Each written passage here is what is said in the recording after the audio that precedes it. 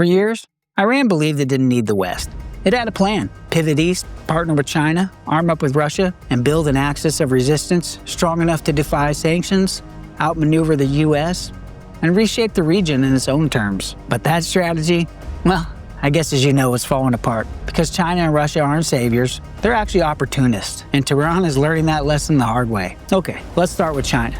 Beijing is Iran's top oil customer. On paper, it buys about 1 million barrels a day, mostly at a discount and often through shell companies to avoid sanctions. But here's the catch: China pays less than market share, delays payments, and locks Iran into lopsided contracts that favor Beijing. Worse, China rarely invests in real infrastructure inside Iran.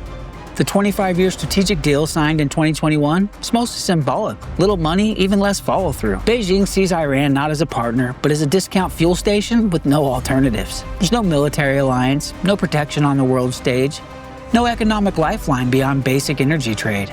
And now that China is cozying up to Saudi Arabia and brokering peace deals between Gulf rivals, Iran's usefulness is shrinking fast. Then there's Russia. Good old Russia. On the surface, the Tehran-Moscow relationship looks strong. Iran sells drones to Russia for use in Ukraine. Russia helps Iran evade its sanctions. Both are under Western pressure and like to talk tough about building a multipolar world. But dig deeper, and you'll find a relationship built on mutual weaknesses, not mutual strength. Russia is desperate for drones and ammunition. Iran is desperate for weapons, nuclear expertise, and geopolitical cover. But Russia is stretched thin.